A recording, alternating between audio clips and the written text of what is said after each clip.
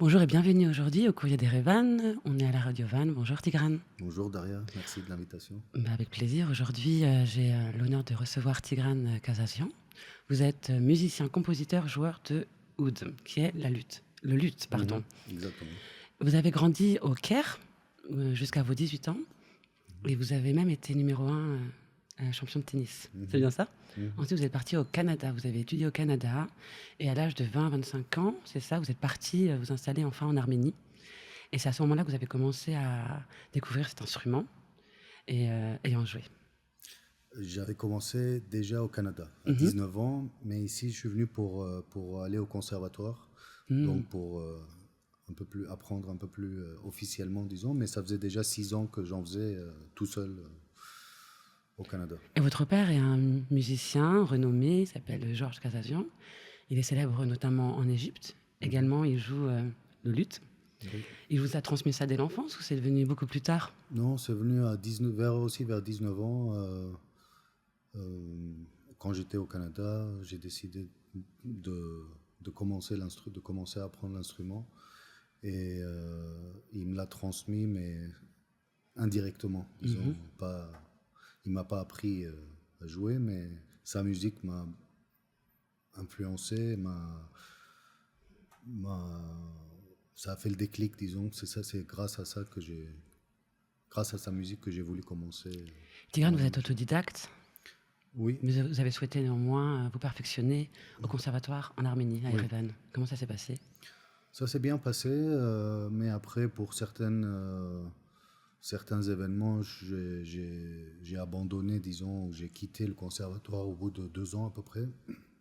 Il y avait le décès de mon professeur et je ne savais pas trop qui allait le remplacer. J'ai décidé de continuer comme j'avais commencé, tout seul, et m'entourer aussi de beaucoup d'autres musiciens. Est-ce que vous pouvez nous décrire un petit peu le genre de musique que vous créez, que vous composez, et aussi comment vous procédez, dans quel lieu vous vous sentez le mieux pour créer, comment ça se passe? Alors le genre de musique, c'est souvent décrit comme musique du monde, ethno-jazz, fusion, beaucoup de noms que je maîtrise pas très bien les descriptions, mais le oud déjà lui-même, le son du oud de l'instrument, il a tout de suite ça nous transporte tout de suite en Orient, disons. Mais ma façon de jouer, ma façon de composer ou mes compositions sont pas forcément orientales ou très catégorisables, disons, parce que j'étais un peu influencé déjà de mon identité d'être français et arménien, né en Égypte, donc plein de mélanges, plein de choses, et de m'inspirer de plein de cultures que ce soit l'Inde, l'Asie, l'Arménie, l'Égypte, la musique occidentale. Donc tout ça en fait donne quelque chose qui est difficilement pour moi, c'est difficile de le résumer en quelque chose, mais c'est mes compositions, donc c'est un peu mon langage musical qui fait partie de moi, disons. Et où est-ce que vous aimez composer? Chez vous? Vous avez un Ouais, studio? souvent à la maison, Comment la ça se plupart passe? du temps. Dites-nous. C'est tout seul à la maison, la plupart du temps. Des fois aussi composer avec quelqu'un. En ce moment, je compose pas mal avec Lucy Khanian, qui Oui, est une pianiste, pianiste et une compositrice elle-même, talentueuse. qui a plein de projets à part sa collaboration avec moi. Et des fois, on co-compose en fait. Mais la composition, pour moi, c'est venu dès le premier jour. C'est venu avec l'apprentissage de l'instrument, parce qu'en fait, c'est très lié. On peut apprendre des choses par cœur et les jouer, mais on peut aussi suivre chaque note, une note par note, et trouver son propre langage. Et donc, ça peut être, c'est souvent, oui, souvent à la maison, mais ça peut être aussi en marchant. Ça peut être des fois quelque chose qu'on siffle et après, ça peut être en chantant, ça peut être avec les enfants, ça peut être. Et en 2016-2017, vous décidez de faire un partenariat, en tout cas une composition avec votre père, Georges Kazazian. Oui, Et vous commencez à créer oui, ensemble. grâce à ma femme qui a organisé série de concerts en Arménie, à Yerevan. On a eu nos premiers concerts ensemble. Comment ça s'est passé? Ça s'est très bien Mhm. passé, on était contents. Lui, il travaillait avec une musicienne suisse, donc qui nous a accompagnés aussi, donc c'était un peu en trio, la musicienne suisse Patricia Drager, mon père, et moi-même, euh, et quelques jeunes musiciens aussi du conservatoire qui nous ont accompagnés. Ça s'est bien passé. Votre père était fier de vous? Quel regard il a eu sur vous à ce moment-là? Oui, il était déjà fier de moi Ouais. avant, de ce qu'il avait écouté, mais on n'a pas eu le temps de beaucoup travailler Hmm. euh, parce qu'on n'avait pas beaucoup de temps. Mais, euh, mais on a continué, on a poursuivi après. En 2017, c'est moi qui suis allé en Égypte. On a fait un concert à l'Opéra du Caire. Et, euh, et j'espère qu'on va continuer aussi. Mais lui, il est en Égypte. Moi, je suis Hmm. en Arménie. Donc, et j'ai mon travail, enfin, j'ai mon groupe qui est ici. Donc, pour l'instant, je me concentre sur ça, mais très vite. Et puis, lui, il est occupé à d'autres projets. Mais je suis sûr qu'on continuera notre collaboration. Et donc, du coup, vous avez ramené toutes ces belles choses en Arménie. Comment le public vous a reçu ici? Le Est-ce que public. c'était différent de ce que vous avez l'habitude d'écouter ou... Oui, c'est Hmm. sûrement différent parce que lui aussi a son propre langage musical qui est aussi très difficilement catégorisable parce qu'il a eu un chemin qui l'a fait voyager musicalement entre les instruments populaires égyptiens, le jazz, le flamenco, la musique indienne. Hmm. Donc c'est beaucoup d'influences qui ici ne sont pas très courantes ou très propagées, disons. Donc oui, oui, c'était différent et les gens ils ont bien reçu ces sonorités. Et vous avez fait aussi un album qui s'appelle Still Love, je me trompe pas. Oui, c'est mon Hmm. premier album qui est sorti en mai. Oui. Il est diffusé en Arménie, également dans des pays Et internationaux. oui, il est sur toutes les plateformes, Hmm. Où est-ce qu'on peut l'écouter? bah, sur toutes les plateformes, Ouais. partout. Maintenant, c'est un peu comme ça que ça marche, disons. Est-ce que vous pouvez nous en parler un peu de cet album? Comment vous l'avez fait? D'où il est né? Cet Ce qu'il album, vaut pour c'est vous? un peu, c'est toutes mes compositions les plus, disons, c'est presque 10 années, mais 10 années de composition, les compositions qui revenaient tout le temps les plus, disons, centrales, que j'ai décidé de mettre dans un album qui est aussi un concert live. Donc l'album Hmm. est un concert live qui a été enregistré pendant le mois de la francophonie en 2022 et qui a été joué au musée Gomidas en quartet avec Lucy Khanian Hmm. au piano et au keyboard, Movses et Gurgen Ebedjan à la contrebasse et à la percussion. Et donc ça représente vraiment mes compositions principales ou importantes qui étaient déjà depuis quelques années en moi, que j'avais joué aussi avec un autre trio avant, mais là qui était fait sous une forme nouvelle, disons. Et ça fait quoi de jouer en live? Pour moi, c'est vraiment l'essence enfin, du projet, parce que c'est là où on rencontre vraiment le public, où on voit vraiment les réactions et l'apport aussi de l'énergie de la salle. Et c'est un peu la raison principale, enfin, ou une des raisons majeures de faire de la musique, c'est aussi pour partager avec les gens. Et puis c'est le meilleur entraînement, C'est le clair. concert. Et là, en ce moment, c'est quoi vos projets? Vous avez parlé du quartet, c'est ça? En ce moment, vous jouez Oui, avec 4 personnes. oui, en ce moment, Mhm. on est plutôt en trio, mais là, Mhm. on est revenu d'une petite tournée. On a fait un concert à Genève. Là, c'était en quintette avec un musicien suisse avec qui je collabore aussi souvent, Albin Brune. Donc, on a fait ce concert à Genève. Ensuite, Mhm. moi, j'ai collaboré avec une chanteuse française qui s'appelle Blaubird Mhm. et Olivier Slabiak, violoniste. Tous les deux très, très talentueux. Elle a une voix magnifique. Et j'espère qu'on va continuer à collaborer dans le futur, peut-être en janvier avec un autre concert. Et moi aussi, je suis en train de préparer des nouveaux concerts, probablement aussi en janvier à Paris euh, et à Londres. Donc ça, se, ça se finalise.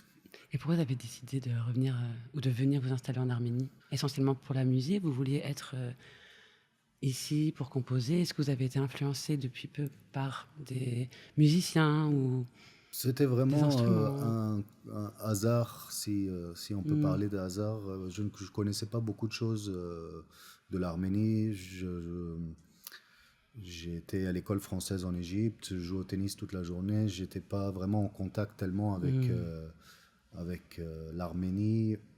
Et c'est par une connaissance qui était en Arménie à ce moment-là, quand moi j'étais au Canada, que je suis venu en Arménie et j'ai découvert. Et je suis rentré au conservatoire et je suis resté, j'ai habité, Mmh. et ça fait 11 ans maintenant. Waouh. Votre musique, elle a un message, elle a une histoire? Qu'est-ce qu'elle raconte? Ma musique, s'il y a quelques éléments que j'essaie de partager à travers la musique, c'est le calme, Mmh. euh, parce qu'on a besoin de calme pour, pour accéder à notre, à ce qui est au plus profond de nous-mêmes, et de la force aussi, parce qu'on a besoin un peu des deux.